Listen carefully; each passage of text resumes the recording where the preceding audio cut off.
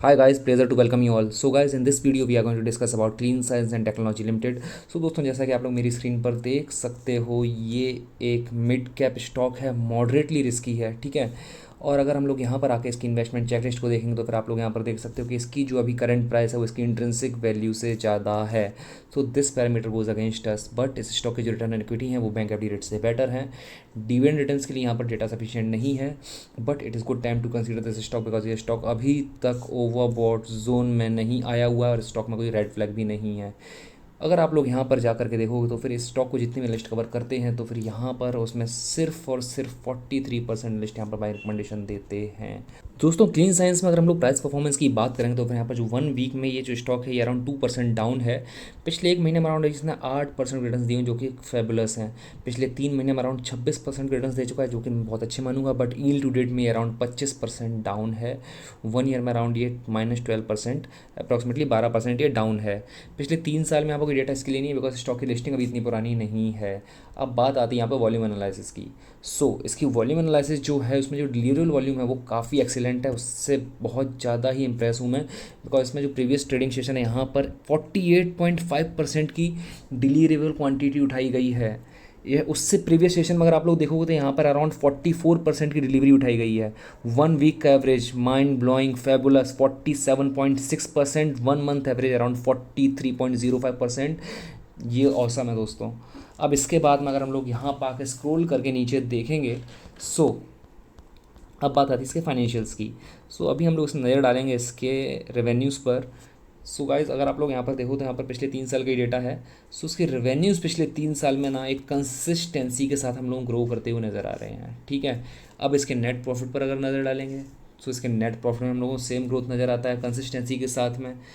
और अगर हम लोग इसकी आरओई देखेंगे, return on equity, it's fabulous. हाँ, पिछले 3 साल में ये मतलब कंपैरिजन में कम हुई है, बट स्टिल 29.73% की यहाँ पर आरओई दे रहा है। 15% को तो मैं अच्छा मानता हूँ, it is giving around 30%। Mind blowing दोस्तों। अब बात आती है यहाँ पर डेट टू इक्विटी रेशियो की। अगर हम लोग इसके डी को देखेंगे यहाँ पे जा कर के, डी तो यहाँ पर ज़ीरो है, बहुत अच्छी बात है। अब बात आती है यहाँ पर इसके शेयर होल्डिंग पैटर्न की। अगर हम इसके शेयर होल्डिंग पैटर्न में नज़र डालेंगे तो फिर यहाँ पर प्रमोटर्स के पास में जून 21 में होल्डिंग हुआ करती थी जो कि थी अराउंड 94.65%, जो कि इन्होंने ऑफलोड कर दी है, वो आ गई 78.51%, ठीक है, ओके। अब यहाँ पर हम लोग जाएंगे इसके एफ के डेटा को देखेंगे तो इसके एफ ने यहाँ पर अपनी पिछले 1 साल में कुछ होल्डिंग बढ़ाई है, जो लास्ट ईयर सितंबर 21 में थी अराउंड 3.88% की, वो इस साल हो गई है 4.43%। हालांकि पिछले अगर 2 क्वार्टर के हम लोग कंपेरिजन करेंगे इसमें थोड़ा सा हम लोगों को गिरावट देखने को मिल रही है, but it's fine, I am fine with it. अब यहाँ पर आता है डी का डेटा। डी ने पिछले 1 साल में यहाँ पर अपनी होल्डिंग्स को बढ़ा दिया है, ठीक है। सॉरी, एफ को ही मैंने थोड़ा इग्नोर कर दिया था। एफ जून 21 में ज़ीरो थे यहाँ पर, ओके। और अभी यहाँ पर हो गए 4.43, means F I R also interested in this stock, ठीक है। डी जो लास्ट ईयर थे अराउंड 0.77%, वो अभी हो गए 4.51%, which is really a good sign. Guys, now let's move to the chart.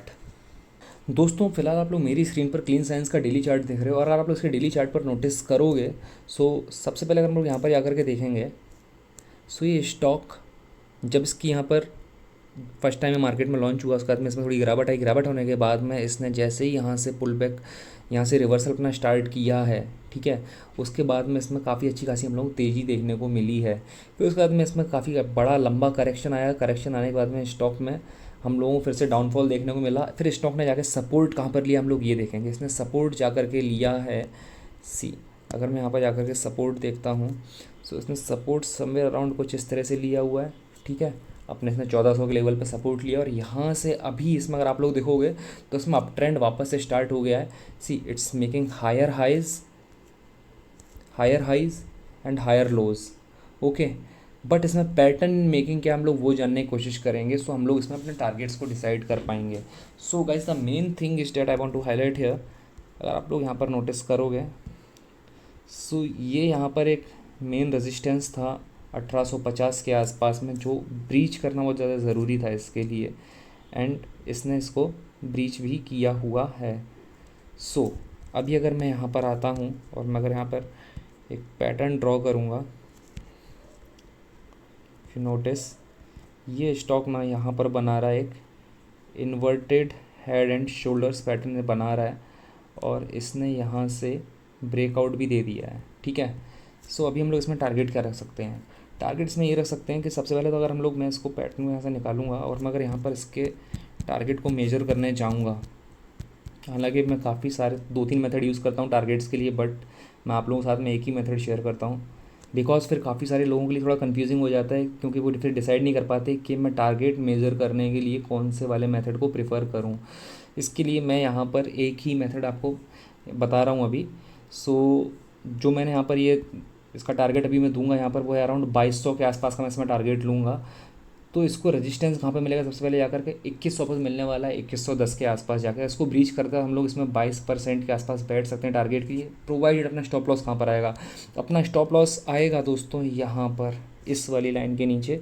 ठीक है, समवेयर अराउंड हम लोग यहाँ पे स्टॉप लॉस रखेंगे या फिर यहाँ पे रखेंगे जा करके, और हमारा टारगेट रहेगा ऊपर। सो अभी आप लोग इसमें अगर देख सकते हो तो फिर इसने स्टॉक ने अभी जो मार्केट में रिसेंटली करेक्शन आया फिर स्टॉक में थोड़ा सा पुल बैक लिया है।